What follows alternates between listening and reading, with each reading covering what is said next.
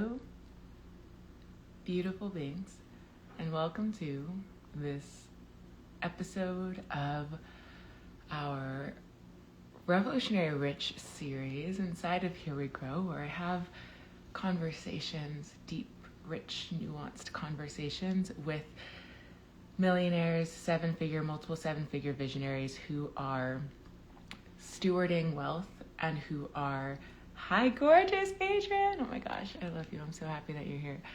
Who are leading movements and allowing for money to be supporting their work in the world that is in service to social change, in service to collective liberation, and really flipping the script on the way that we see money and the way that conscious leaders can be allowing for money to be a tool of healing, a tool of change, a tool of radical transformation within business and beyond business. And as we know, inside of Here We Grow, regenerative wealth is with money and beyond money. And so I'm so excited to be bringing in the beloved sister today, who is going to be dropping in deep with you for Revolutionary Rich. And she is already here, so I'm going to in Andee Love, who is an extraordinary woman that is, oh, there we go. Hello. Hello. Can you hear me okay? Let me see if it's my volume. There we go. Okay, I can hear you. We're good? Yeah, I can hear you better Great. even now. So, oh my gosh. Andee and I have been having oh my gosh, our conversations have been just so powerful. And she's one of those women who, when we have gotten to connect, it went from hello to deep so fast. And I think that's so telling of leaders and of visionaries. And for those of you that have been following along this series, you know that although every person has had their own unique magic and medicine and skill set and expertise, and the thing that lights them up and turns them on the most about their body of work and about their leadership, there's this consistent through line of women who are just badasses and powerhouses in allowing for money to really be this healing, liberating medicine for the world, and the way that they have gone through their own money story to allow for that to happen. And so I would love for you to get to first introduce yourself and just get to, yes, say anything that you feel would be really great for people to know about you here. And then we can just go all in with all of the juice. I feel like I've been with you for the last 72 hours. I know, we've been all up in each other. I love it. I'm here for it. First, I'm so excited for this conversation, however the conversation goes and whatever comes forward. I just fully trust, and I'm really excited for that. And it's interesting. I've been kind of playing around with lately, what is my work really? I mean, obviously I know what my work is in the world, right? But how do you describe what one does? And so I really have been playing with this like somatic disruptor, really coming in and getting even more clear on the language that our body speaks, specifically around maybe topics that are uncomfortable, and how do we play on that edge. So today, I'm just ready to go there and play there. And also, sorry, I'm gonna probably cough throughout this. I'm gonna do my best. I got my hot tea. Also, like, how do we actually change the things that we say we want to change, from the inside out? And so when we talk about, I mean, I know a lot of what your work is, and people are maybe familiar with my work, or maybe they will be familiar with my work. And there's a lot of parallels in what we do. And so I think that it's a deeper conversation of how do we get in and really just disrupt the systems? And disruption can be kind of a polarizing word, right? Why would I want to disrupt my nervous system? But it's we have to go in and disrupt these disembodied patterns of behavior that keep us stuck in loops that we say we want to change.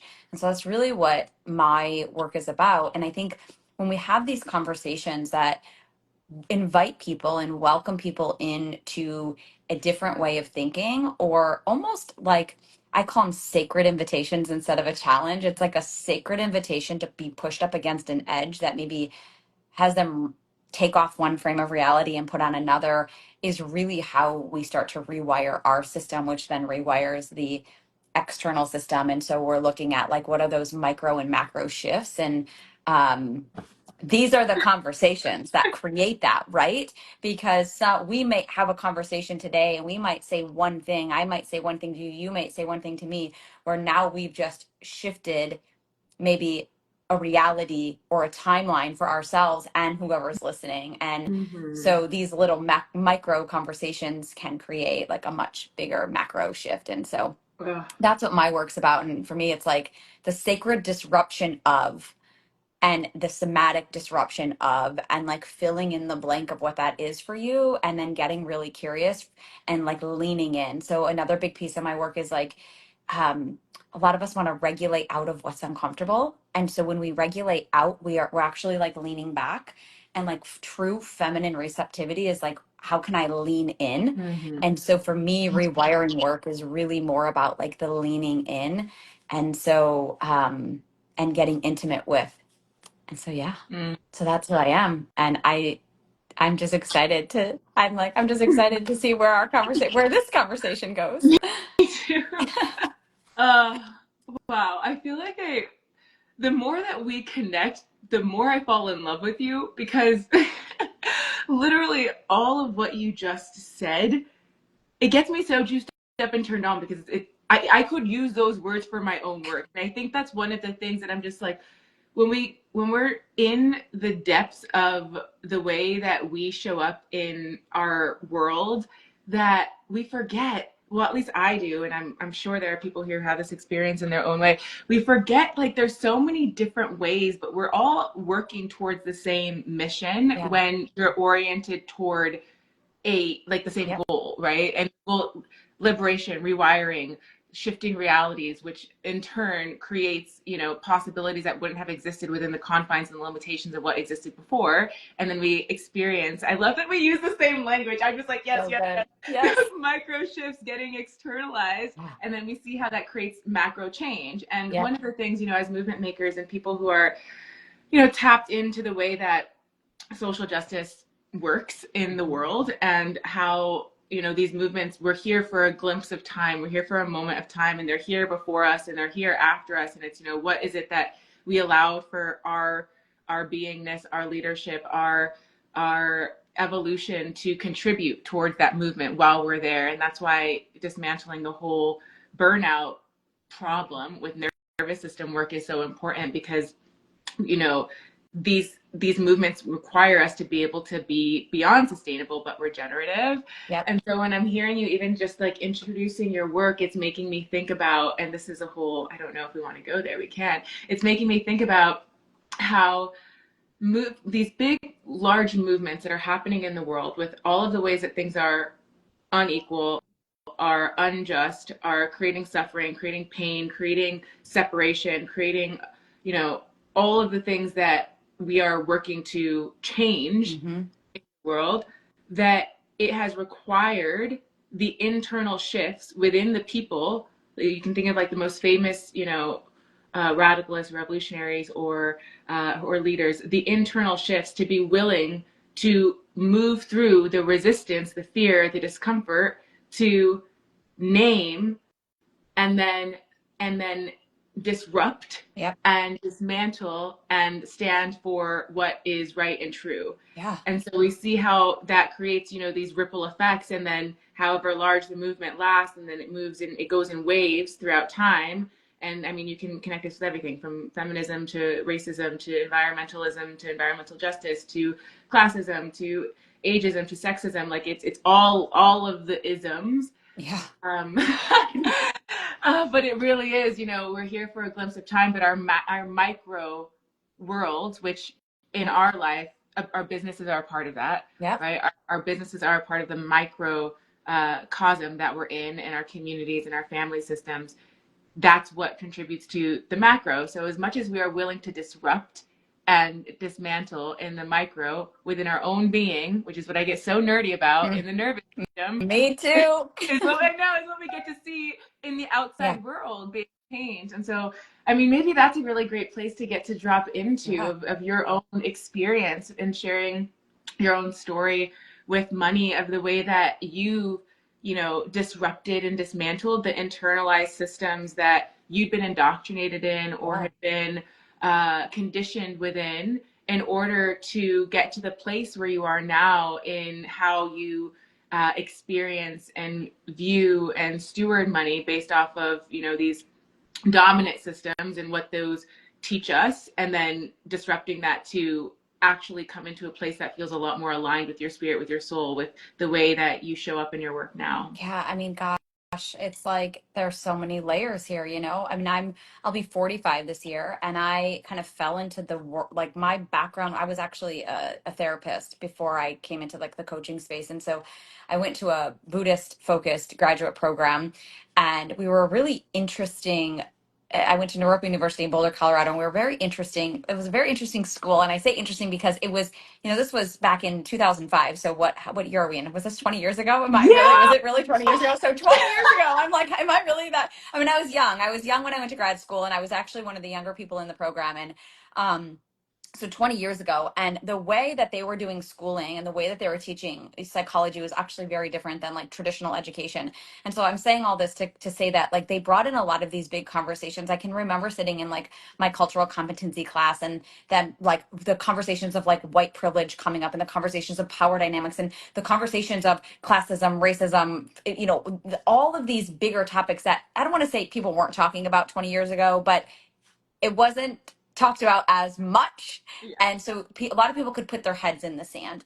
And I can remember sitting with some of these conversations and being like, whoa, damn. Like this was the first time, you know, as a 25-year-old, you know, young woman sitting in rooms with people who were, you know, twice my age, people who, you know, all different backgrounds, and deep conversations. And I mean, talk about dismantling, talk about being like, we are just going to crumble the tower, and having to really look in the mirror and sit with myself and say what like what am I willing to accept as like the truth of what maybe how I've maybe operated, and then what am I willing to do to change. And we talked about this a little bit today, you and I, in a different conversation, but it's like how can I know better, you know, knowing better and doing better, and always being a student of learning. And so for me it's interesting because, you know, that was like one whole dismantling. And then you know, as my career shifts and I start kind of working my way up at the time, like the corporate ladder and making more money, and all of a sudden it's like, wait a second, but wealthy people hurt people. Like in order to get to the top, like these are some of the beliefs I had around money, Mhm. like wealthy people Yep. hurt people. In order to get to the top, like we must take down others. You have to hurt somebody. Yep. People get hurt. You know, these types of things. I had a lot of these beliefs around like wealth and how wealth is bad. Like we look at some of the wealthiest people in the world, and like this might, maybe some people don't agree watching, that's okay, but they're not good people. I'm not saying all, but we see people do a lot of really toxic things with money. And so I've had to, as I've kind of now, you know, shifted into becoming an entrepreneur and a business owner, and, you know, achieving my first million and then my second million. And then I'm like, whoa, wait, where's the congruency? Mhm. Because if I'm believing one thing, Mhm. and one of the things is dismantling this system of overconsumption and capitalism and colonialism and all these pieces, how is then wanting to make money congruent with, Yeah. and then where, how to wrestle with Yeah. that. And it's, listen, I am not a master of this at all, but I'm open to the conversations and the dialogue because it's the only way from the macro level that we, from the micro level that we change the macro, right? Mhm. And so, you know, I've had to really come to terms with this and play with this. And for me, a big piece is like, how do I then use the wealth for good? How am I using the resources to impact community in a way that creates sustainability, because that's what actually then changes the ecosystem from the outside. So these are a lot of the pieces that I am like constantly wrestling with, and, you know, continuing to further my knowledge and education in, and putting myself in rooms where people are having the difficult, hard conversations, and always not getting lost in the sauce of the fame or the recognition or the money or the chase of the thing, because it's really easy to get caught up in that. And so this has been a lot of my work, and it's been hard. And there have been times where it's slowed me down. You know, I say slowed me down in business, where it's slowed me down in business, maybe in terms of revenue, generated, but it's completely expanded and amplified my ability to actually be present with and do what is in alignment with my values. Because if we look at values, it's like values are not what people say, they're what people do. Mm-hmm. And so if I'm saying I value XYZ, then I need to act in according to those values, or I'm not fully embodied. So it's been a lot of work, but and I'm, I was saying today, like I'm a beginner. I'm a beginner, and I've been studying and really diving deep into this for 20 years, and I'm a beginner. Like I've not even mastered. You can't even advance me to level 2. It's like I'm still in level 1, because it really invites us to sit with ourselves and to look at how we've been programmed, and continue to be programmed. And that requires a lot of oneself to sit with that, and most people aren't willing to do it because it blows up your cognitive dissonance of what like reality actually is, and people don't want to be uncomfortable, you know and I'm willing to be uncomfortable and to make a lot of money and then to use that money for good. Yes. So yeah, because money is not bad. Like money is not bad if it's in the right hands.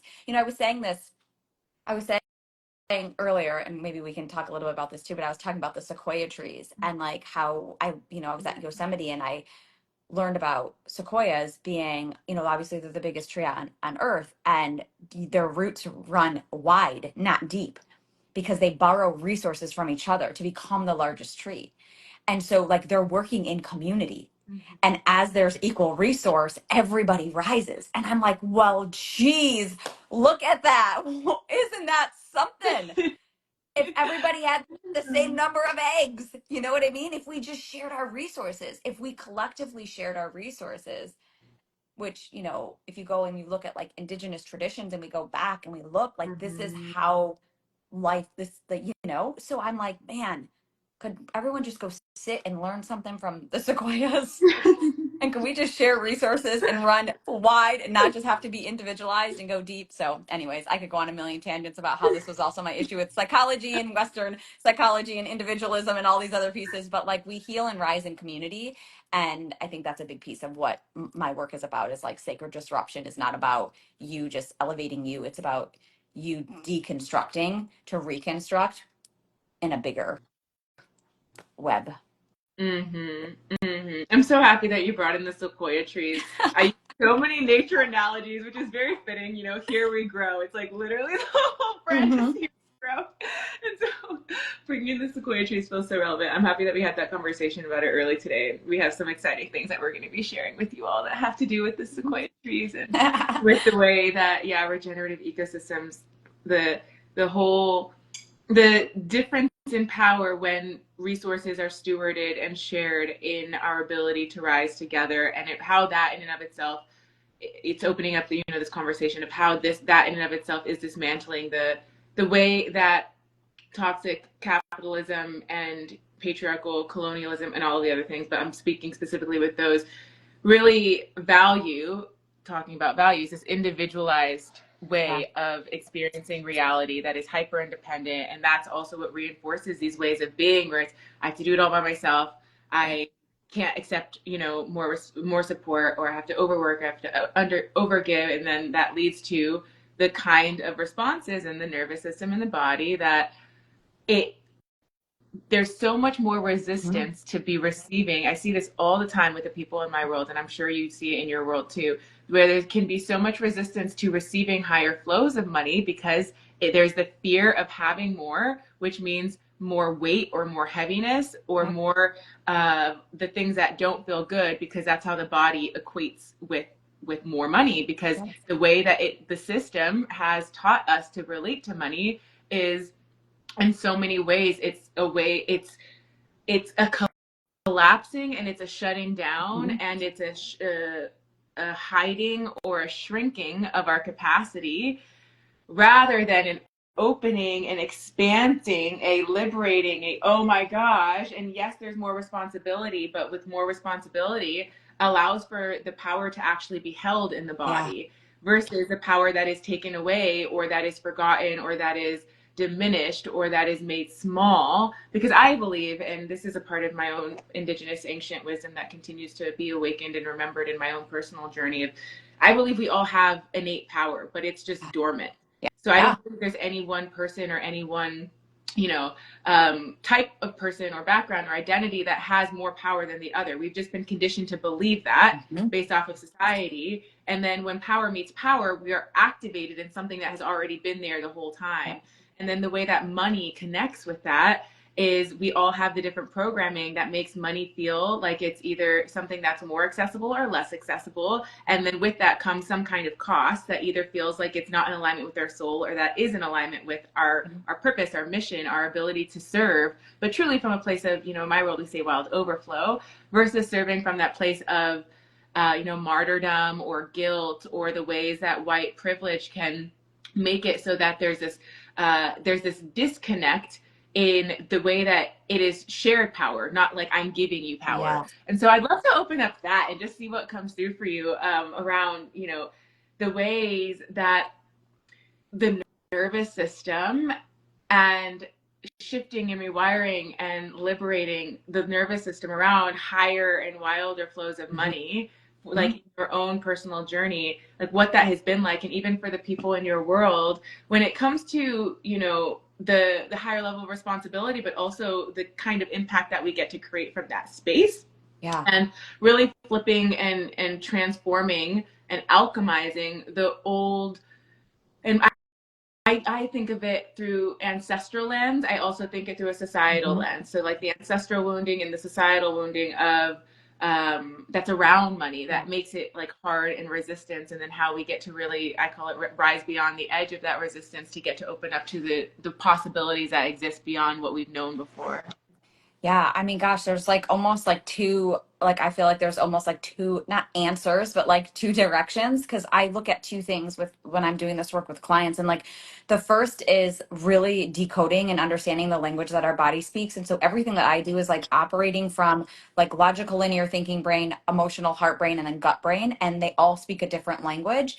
And we engage in different patterns of behavior based off of what like brain is actually dominating. And so I like will go into people like when I'm working with my clients, we'll go in like deep into like the stories, what are like the programmed responses in the mind, right? Because a lot of us try to think our way out of a feeling, but you actually can't. So I don't actually see the mind body as separate. I see it as the body mind and it's one. And this was part of my education where there was like really no duality. So it's like what's actually leading? Is it the thought or is it the feeling? And for my ethos and belief is that the feeling is there and then the mind tries to make sense of the feeling. Yeah. So a lot of times when we look at money, there is a feeling that we have about money that then creates a narrative to try to make sense of said thing. And for us that are women, our the egg that birthed us was created in our grandmother. So my egg, the egg that I came from was created in my grandmother's womb as she was creating my mother's life. So Mm-hmm. what was my grandmother Mm-hmm. beliefs, systems, pattern behaviors around money, around many things, but let's just use money as an example. So not only am I carrying that, but I'm carrying that. And then I'm also carrying my mother's patterned behaviors. And then I'm carrying my own that have been created by the world that I live in. Right. So we have to look at also like the epigenetics of this and not just that, but like then my grandmother's egg was created in my great great grandmother. Yeah. So what was my great great grandmother carrying? So there are these pieces first, and we have to be able to really go into that. So that's kind of number one. And then the second piece is I really try to help people understand how their nervous system is actually even operating because most people they don't really know. So a lot of people are in their baseline or what I call like their kind of window of tolerance or their capacity is either activated in a sympathetic state and that's their baseline, or they're in a parasympathetic state and that's their baseline. And so their business is mirroring Yeah. that. And so your business, your financial flow is going to mirror the actual like patterns of your own internal system. And a lot of people are either in, we call it, it could be called hustle, like hustle culture, but sometimes that's just an addiction to the adrenaline and the cortisol that is ramping through your system to get shit done, Mm-hmm. and or people are in serious chronic freeze. And so I'll watch clients where I'm like, they'll have a 50K launch, a 100K launch, a 200K launch, and they'll be riding high, and then the second that launch is over, they go into full-blown collapse because there's no they don't know how to hold or maintain it. And so part of the work that I do is like, we have to first get clear on like, what are the beliefs around the money, but not just your beliefs, what are the feelinged behaviors around money? And most people will try to rewire the mindset or the story, the money story.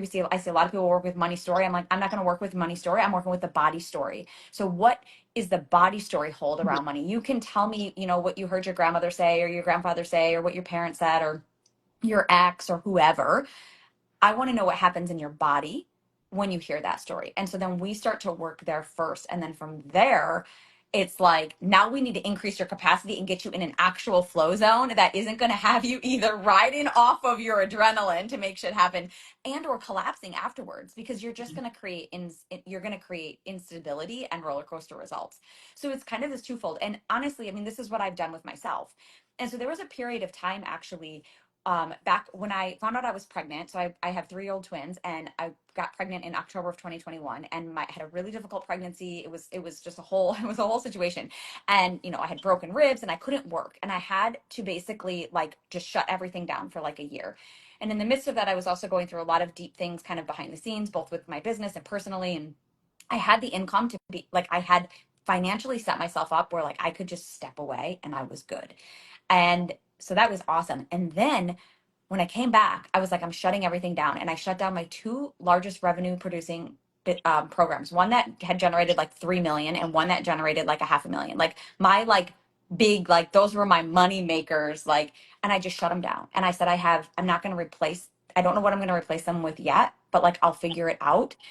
I did not have one shutdown or like I had managed my system so clear that like there was no interference, and then obviously I was able to build it back up to 7 figures. So I'm like, damn, that's the testament of this work, when you can work with the body story, not just the mind story, and also like understand that there's a whole lineage here that you're working with too. Like you're collapsing not just your own experience, but like all, your family system and your family lineage. And it's pretty powerful, but most people don't want to do it. I tell clients like, dude, it's a slow burn, man. I tell people, you're not going to come into my world and make 10K in 10 days. Now you might, but like, you got to be devoted and like show up and do the fucking work, man. Because Mm-hmm.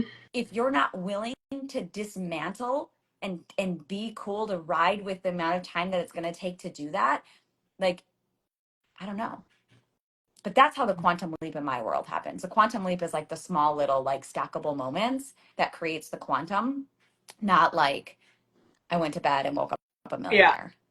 Although, listen, I'm here for that. And if someone has that sauce, like I give it to me, I will buy it.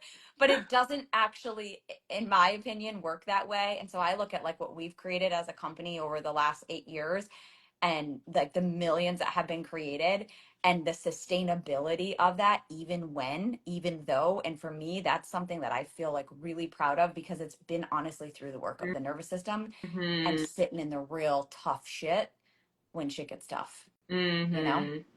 and Mm-hmm. staying true to like my values, which is really important. Yeah. So it can be done. Yeah.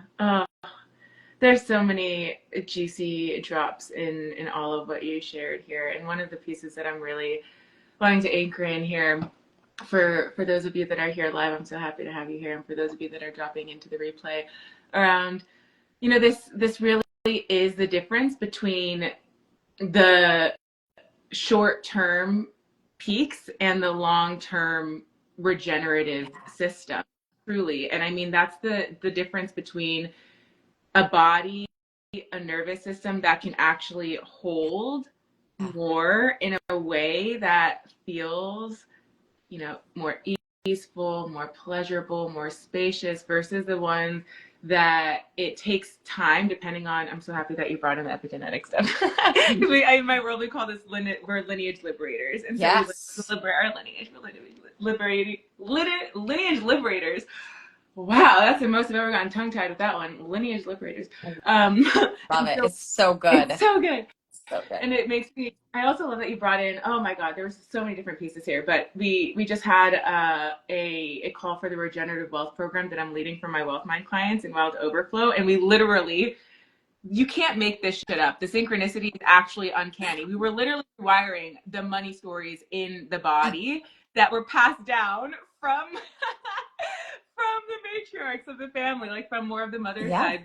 side, because it is so true. The way that we are unconsciously, until we bring conscious awareness into it, are repeating these stories. And as much as, and this is one of my things, and I actually would love to go here in this conversation, one of the things that I see in the world of talking about manifestation or mindset or like magic money and all of these things, I'm like, yeah, actually quantum, I call it quantum growth. I'm like, quantum growth is possible, and it happens. It looks like it happens overnight, or it looks like it happens, like in 100K in however many days, or 1 million however many months, or whatever. But it's like, it has been a result of the micro shifts and the Yes. micro repatterning and rewiring that's built up over time, that has allowed for the system to be able to open and to receive it and to hold it in a way that feels beyond sustainable, but that feels actually regenerative. Because when it feels like it isn't able to hold it, we go into those old responses. You go into the freeze, you go into the shutdown, you go into the collapse, you go into the hypervigilance,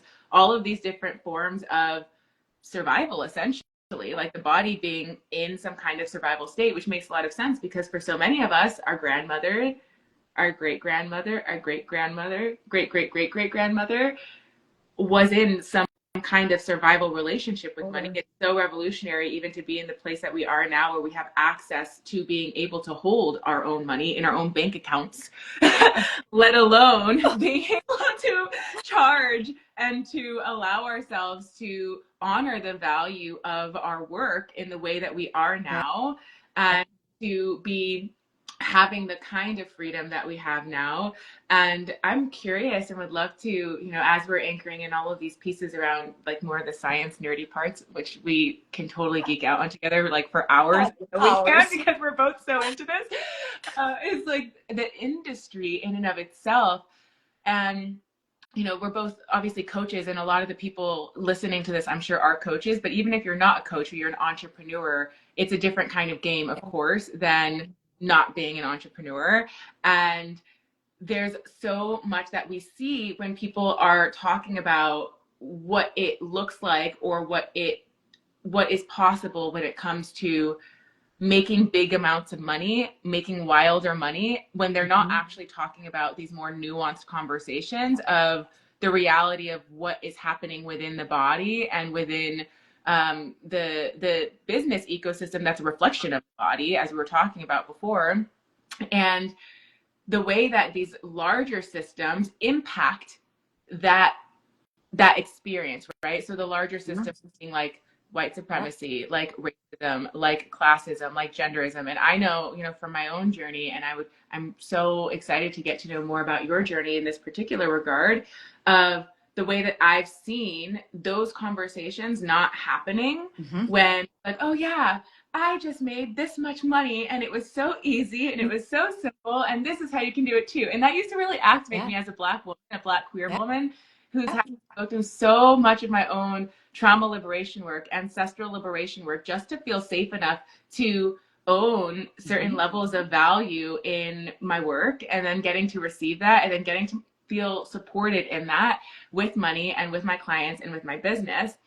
And so I'd love to hear from you, and we can like drop into these different nuanced pieces about your experience of these blind spots in the industry, specifically from the lens of, being a white woman of privilege who cares about social change, who cares about activism, who cares about collective liberation that isn't for just personal gain and personal profit, but that is actually also in service to equity, and that in service to making it so that it is more accessible for more people to be able to have wealth and to be able to live in wealth, not just for the 1%, right? But like letting it be this steward of medicinal healing. And so yeah, I'd love to drop into that space around blind spots in the money conversation, in the wealth conversation, and our responsibility as leaders and as coaches to be naming those things and go to those edgy places and to be with the discomfort, be willing to sit with the discomfort and to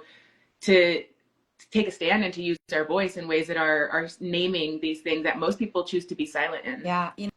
It's interesting because back in like 2017, so my business was like a year and a half old at this point, and I was so new to like the coaching space. Like I didn't know what it was about. And um I would get really pissed off. And because it was a lot of this like we are one conversation, like we are all one, like I can't with that. So if that, I'm sorry if people feel that way, but like the truth of the matter is that like that's just not the case.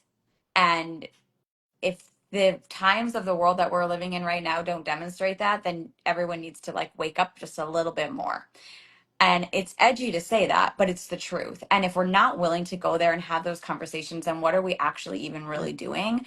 And if we say that we stand for impact or impact over income or community or sisterhood or and we're not actually open to one having the conversations in our spaces, whether they make you uncomfortable or not, good, there's your work. There's your edge. Go do the work. Get a good therapist. Hire some people on your team to help you understand and go there, because otherwise you're just creating more harm. So that's kind of my real like get on my soapbox like Yes. blanketed statement. Like it is our sacred responsibilities as people, especially white women, white leaders who call ourselves leaders, who want to create movements of, my space is open for anyone. So I'm not just open for women. Like I don't care what you identify as. Like my space is open for humans. Um, but if we are claiming to create these spaces, then we need to educate ourselves and we need to be open to the conversations, even if they're hard and even if they make people uncomfortable. And if they trigger people out of our spaces, do you want them in your space? Like that's the question I ask myself. Like if someone's so triggered by what I'm sharing and makes them so uncomfortable that they no longer want to be in my space, like I'm okay with that, because my space is about creating safety and going deeper and dismantling the exact things that are causing harm. So that's number one. And if that loses me money, I'm cool with that. Like, so I think the blind spots are not because people are ignorant. You can't be ignorant in 2025 anymore. The blind spots are because people are threatened by what they will lose if they say something, speak up, or do it differently. And a lot of times, what that's threatening is their money, which is tied to safety and security. So now we go into nervous system work. Yep. So if someone is feeling like a lack of safety and security, they're going in either fight, flight, or freeze. So their natural human instinct is to push away what's creating discomfort. So if the conversation is uncomfortable, if reading that article or learning about what's happening in the world or whatever it is making me uncomfortable, and that's directly tied to I might lose money or I might lose money or dot dot dot dot dot, now it's impacting their perceived safety. Mm-hmm.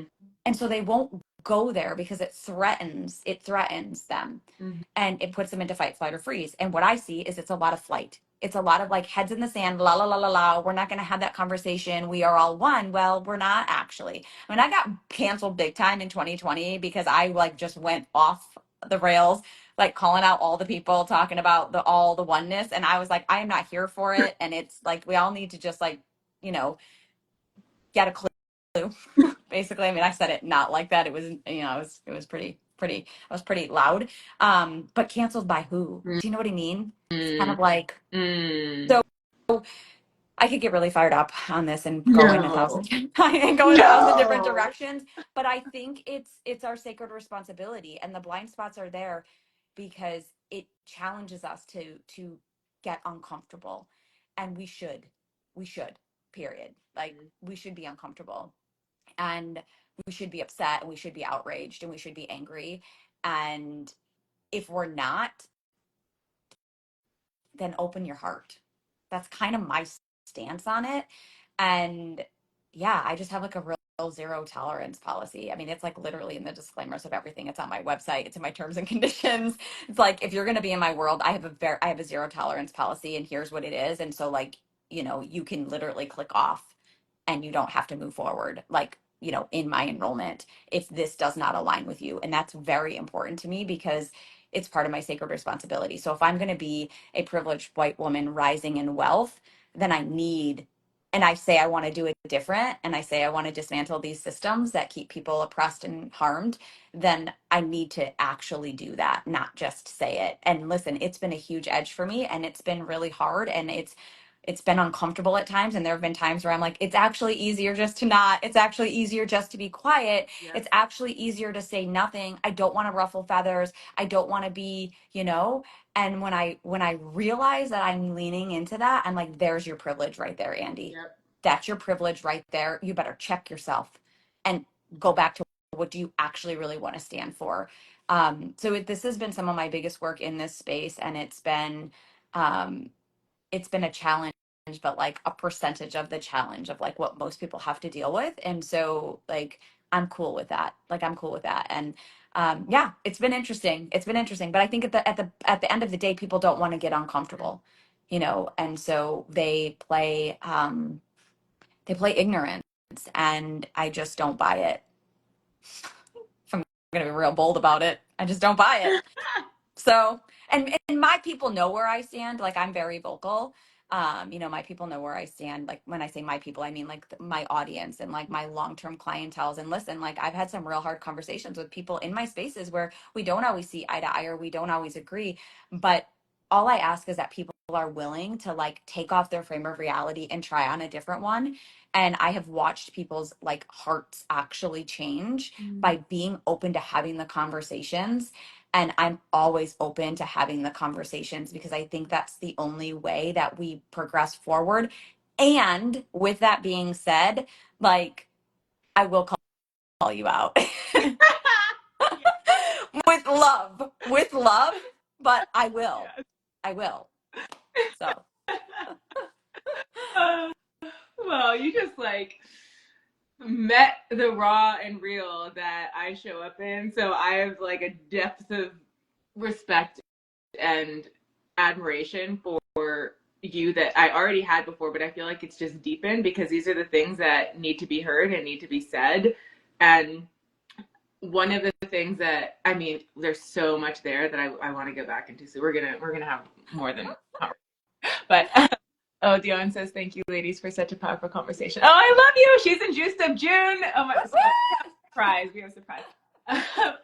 And one of the things that I want to drop in a little bit more in, I love that we're both playing with the edginess of this whole conversation and with this topic in and of itself.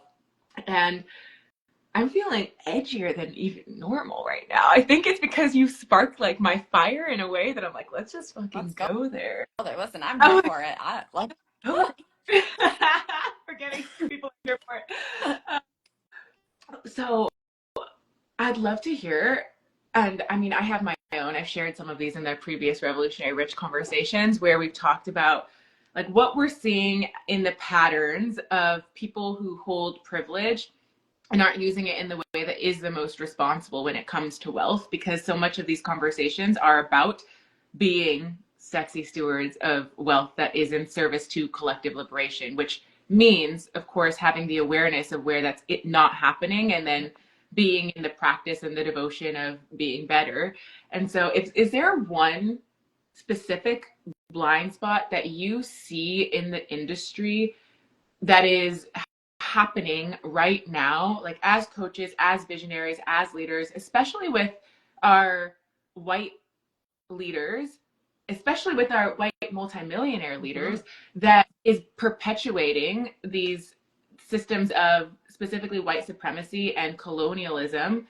And in that awareness that you're seeing of any of those patterns, because one of the things that I know for myself is that something that can happen when we are watching and seeing and being influenced by different people online is that there's this unconscious way of internalizing those systems, those patterns, unless we're being very clear with our own system and staying tuned in and checking and alchemizing and rewiring and continuing to deprogram and unlearn and relearn and all of those things with ourselves. And so with people that hold, bigger influence, it can be easy to absorb those systems and to allow for them to even, activate our own more in the way towards harm versus towards a way towards liberation and healing. And you and I, we really stand for being these models, these representations, these leaders that are working to continue to dismantle them. And so I'm curious, yes, if there's one particular blind spot that you just notice more often than not, or that you're seeing happening in real time in the industry when it comes to upholding white supremacy and using privilege in a way that's not truly in service to healing the harm, restoring the harm of the way that those oppressive systems are continuing to benefit and exploit, people of color and, people who are just more disadvantaged by those systems. Yeah, I mean, God, there's a million ways. I can't think of just one. I can think of a Like lot. there's a whole ass So devoted to I'll that. So. shoot off a few, and then we can dive into whichever one you want. I mean, I think there's a couple. I think the big one first is that like we need to name power dynamics, like always. And I think a lot of times like we want to take, like I tell people all the time, like take me off the pedestal, right? Like I talk a lot about this with my clients, but I'm not just going to say take me off the pedestal. I'm going to take myself off the pedestal for them, and then we're going to talk about what that looks like, and then also how there's a power dynamic. There's a power dynamic as me as coach and them as, clients. There's a power dynamic with the exchange of money. And so we're going to name these things, but then we're going to talk about how we still ride shoulder to shoulder even with some of that. So I think that number one, people don't want to name it because it's like they think that they're bad or something. It's like, dude, get over yourself. Like it ain't about you, like it ain't about you. Like get over yourself. Or like white privilege. Like, oh my God, no. It's like, get over yourself. Like, yo, this is like the most basic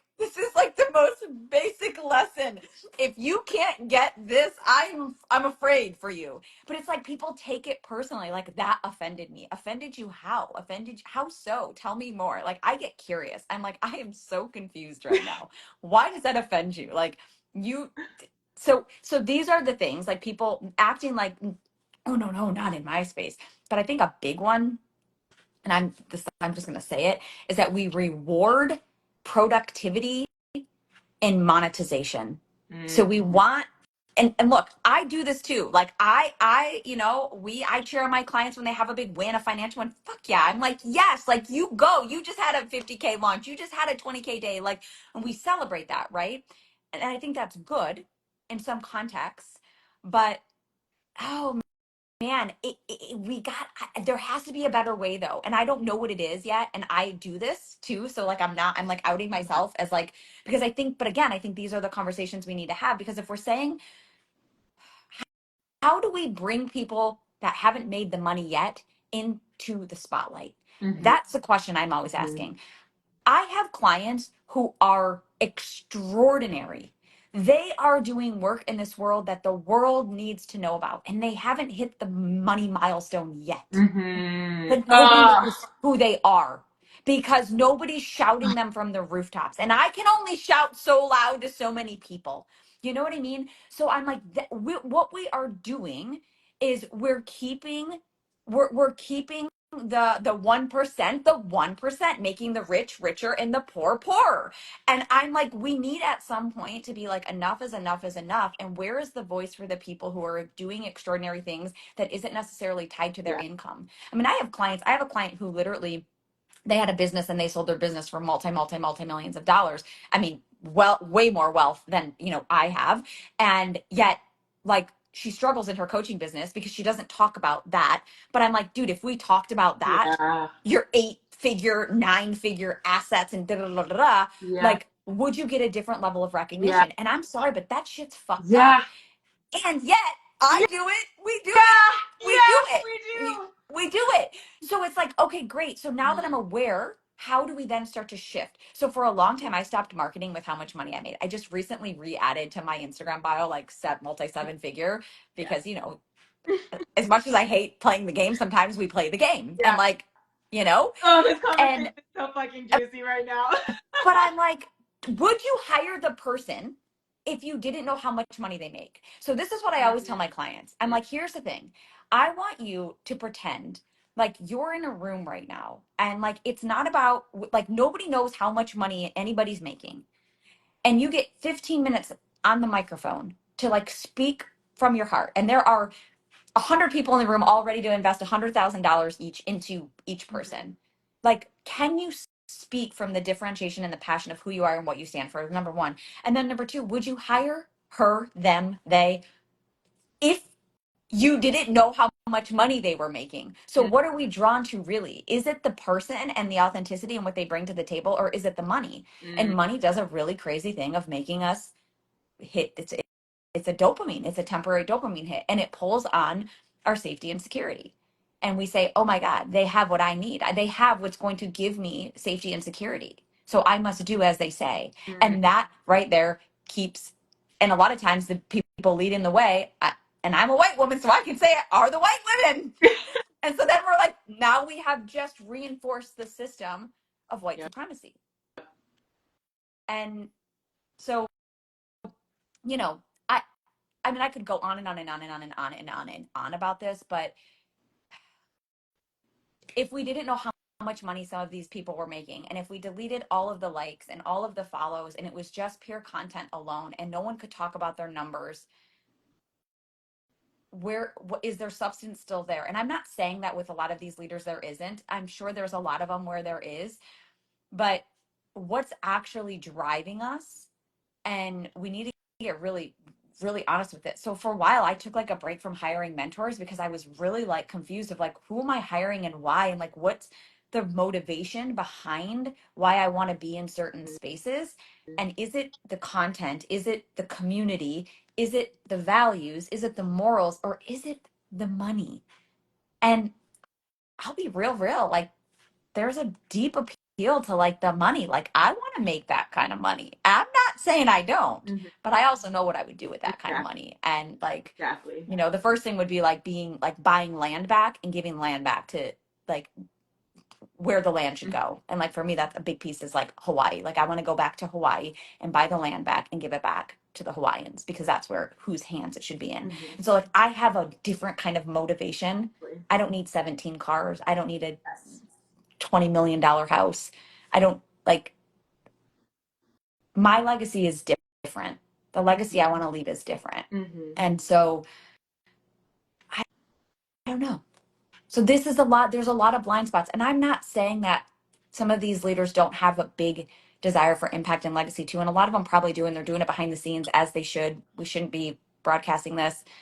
I don't believe in like poverty porn or white saviorism or any of this other bullshit. Like I think that's a huge problem too. Another one. Like, look at me, I'm good because I did XYZ. So I mean, we could have 1,000, like I said, 1,000 side conversations on all of this shit. But I do think that what you say you value and your actions need to match. And if you say you stand for dismantling something, your actions need to match. And if we just are creating a system that's actually reinforcing the said thing that we're saying we want to dismantle, then we aren't actually really in alignment with the values, although you may be operating in integrity of what's actually important to you. So it's messy. It gets messy. Ooh, juicy messiness. Juicy messiness. And I would love to see it done differently, because I think this industry is amazing. And I just the other day woke up and I co-sleep with my babies, and my partner was sleeping and my babies were sleeping, and I looked at them and it was like 5:30 in the morning, and I was just laying in bed and I was like, what a beautiful life. Like I don't have to rush out of bed. I don't have to hustle and bustle to get to a job. I don't have to hurry up and try to get them dressed and fed to swoop them off to daycare so some other person has to raise them. Like I get to be with them, and if I'm not with them, their dad is with them, and I get to travel and their dad is with them, and like I get to like build this legacy for us and our family and for the future generations in the world, and like be a part of something so much bigger. And like my husband does a lot of activist work, and like we get to contribute in that way financially, which a lot of these organizations, like money is a tool, it's a powerful resource. And so I love this industry. So this is not to say like I don't like entrepreneurship or the coaching industry or whatever, but it's saying like we must do better. Yes. We must do better. And we have the ability to actually create change, especially those of us who have privilege and power. Like, dude, speak up, get loud, even if it's uncomfortable, and you will lose some shit and you will lose some people. You will. Trust me. Trust me. But like, so what? Like if you're standing for what's right, like I know my kids will know where I stood at this time when the history books might tell a different story, my children will know the truth because they're learning it right now and they're watching what mommy and daddy are doing to be a part of the change. And I want a better world for them, period. And I don't know. I pray to God they see it, but I'm going to do whatever I need to do to make sure that happens. And it starts with these kinds of conversations. It's the only way. It's the only way. Absolutely.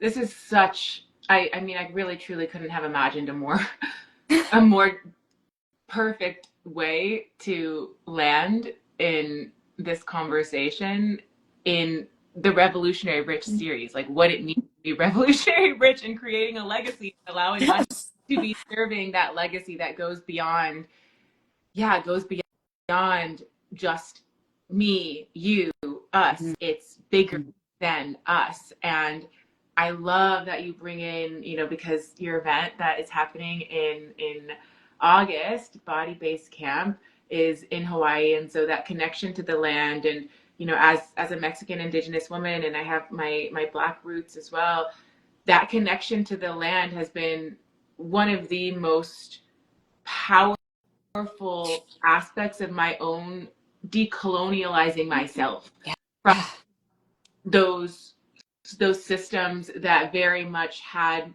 me perceiving money and perceiving power and experiencing privilege in ways that were not actually in alignment with the biggest calling on my heart. And I think that's one of the things that's really beautiful about entrepreneurship too. And I mean, you and I can be critical for days of everything that's not okay with entrepreneurship. Yeah. But at the end of the day, we love it, you know, like Mhm. this, it's our passion, it's our heart. Like we're so devoted to this work. And so I feel like, yes, getting to share from that space of it's bigger than us. Yeah.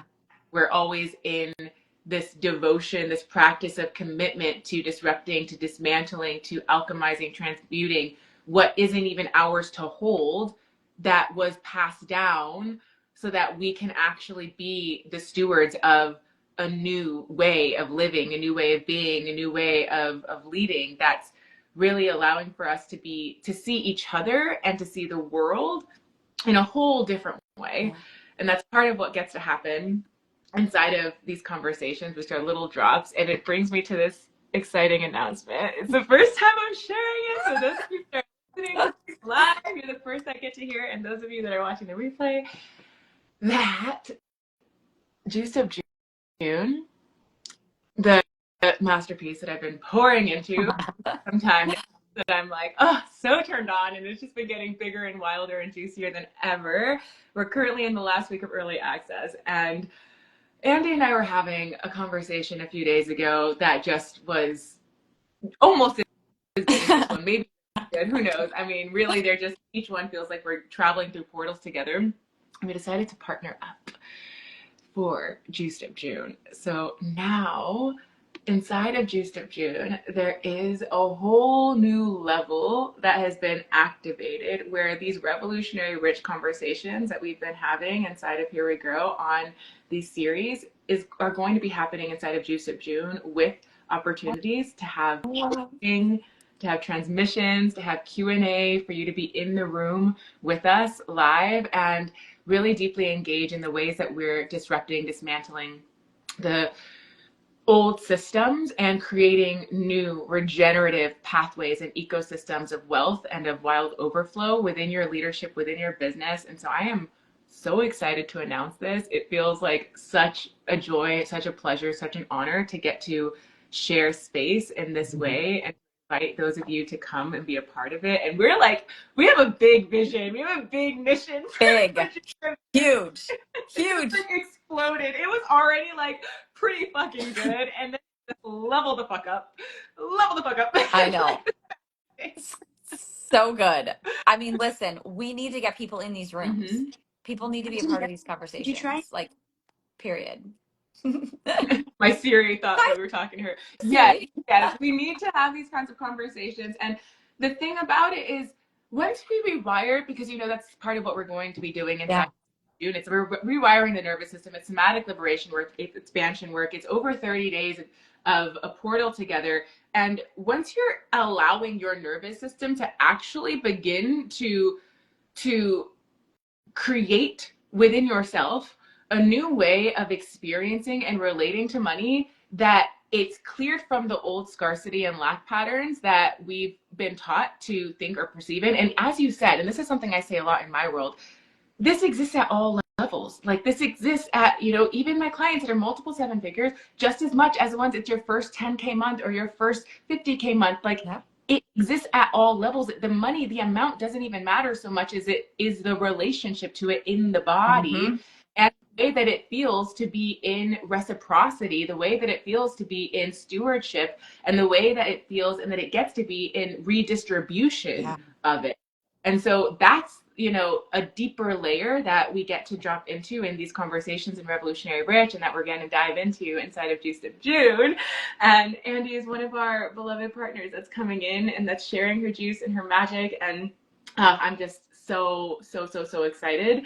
So is there anything else that you want to say as we close up this conversation that is coming through that feels alive for you? And then we end off with a question. And so I want to first see if there's anything that feels alive for you. I just feel really grateful, you know? I mean, part of my intention for this year was to like really land in spaces and relationship with people that like were willing to go there. You know, I mean, I took some time off for a little while and like let myself become a mom and figure out like what I want to do with my business and like where, like which direction do I want to move it. And I've really like geared things up like summer of last year. And I'm just like super grateful to find these spaces where like people are willing to have these conversations. Sometimes I feel like I'm on an island. Like, hello, is anybody out there? And it's just really soul filling for Mm, me and gives me so much purpose. And so I'm just super grateful for you. And I mean, I feel like we've known each other for a long time. Like we've known each other for like not really that long. And no. like it went from hello to I love you. Yeah, yeah. Like, hello, I love you. In like a matter of 10 minutes. And but that I don't know, like for me, that's just it's just it's divine, you know. It's like I have a friend who he has since passed, but he said coincidence is just like two aligned energies that are moving in the same direction that like meet at an intersection. And I just feel like, you know, I don't like we met in Colorado and like I don't even know what I was doing there, to be quite honest. I just kind of landed in the space and like you were there and like Britt connected us and like she just knew, you know, it was like she just knew in like this divine manifold that like you and I needed to cross paths for whatever reason. And I'm just so excited. I'm so excited for Juice of June. I'm so excited to like deepen these conversations like in community with even more people and all of what Juice of June is going to bring and my piece of that in that partnership and collaboration and to just be in your community and to serve in that way. And so excited to bring you into my community and who knows what else is going to come from all of this. I'm just like, I'm here for it. And I feel like June already feels like overly overflowed and like abundant and expansive. It, And it's not even June yet. So I'm like, yeah, I'm here yeah. for it. Like I'm here for it. And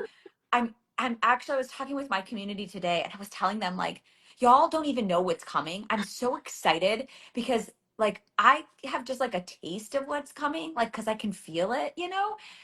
And like I'm just so excited for the community. Like and what they're gonna get to experience and the transformation that they're gonna have.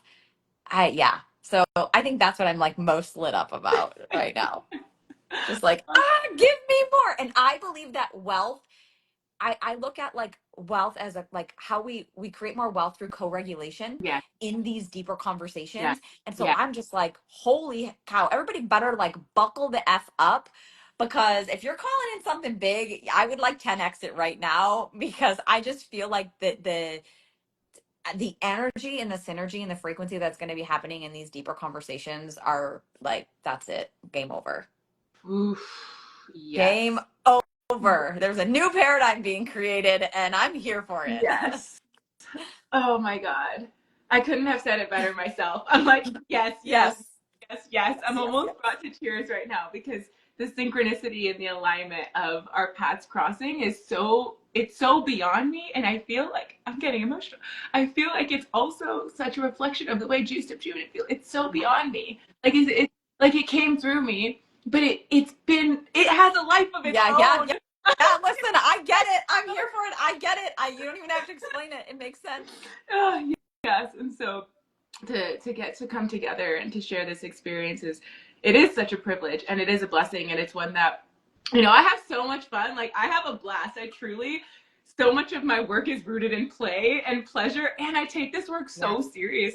And I, that's part of the duality of, for me, being revolutionary and being an activist. It's like, yes, I can have joy, and I can be with the raw and the real and the hard and the discomfort and the challenge, and still be having a blast. And I think that's also what makes it really regenerative when we're Yes. talking about creating social movements, actual social impact that isn't limited by the constructs of what we've been taught it has to look like or what it has to be. And that truly is what Juice Up June is. It is this revolutionary, movement of what it means to get to co-create regenerative millions that are being stewarded in a way for collective liberation, and letting your rising really be my rising, be our rising, like all of us really truly, what does it really truly mean for us to get to rise together, Yeah. and having those real conversations around it, and then also getting all of the somatic support that the space is getting to hold you in, which is just phenomenal. There's just there's so much support. It's actually insane, and it's only $33. I'm just like, I've never been more wildly overflowing actually in my entire Yeah. life. Actually, it's like every week there is regenerative somatics, so actual like somatic coaching support.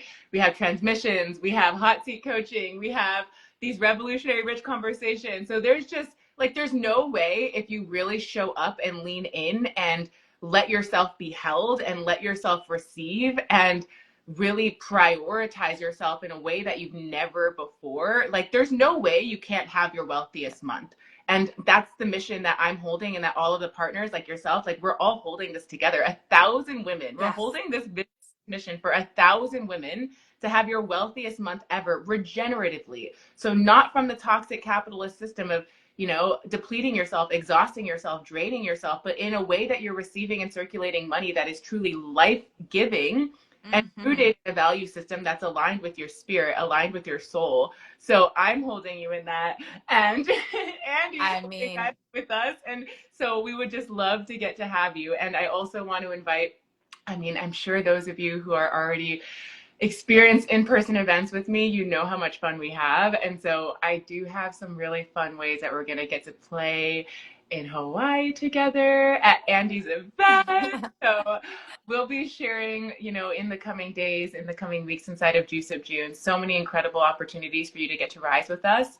And I would love to end with asking the question I ask every person at the end of every interview, which is, what is feeling most revolutionary rich for you right now? Or what does revolutionary rich look like for you in your life right now? mm.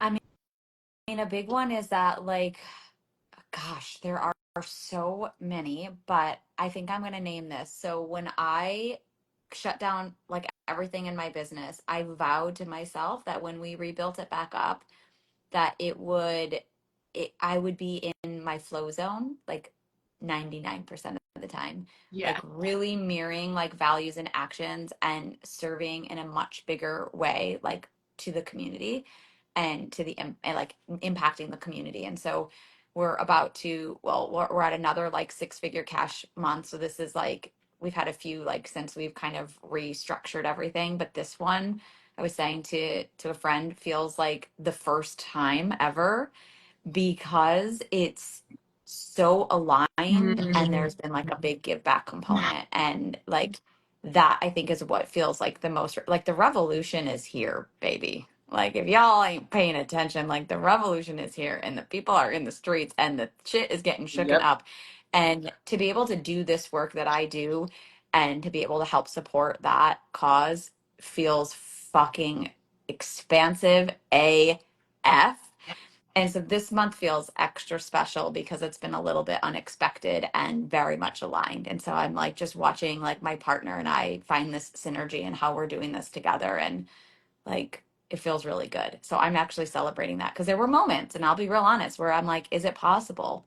is it possible to do both? I don't know. And I'm finding ways to make it possible to like be a part of a system that you're also Yes. dismantling. Uh, So I'm celebrating that. And that's what feels really juicy and really revolutionarily rich for me right now today.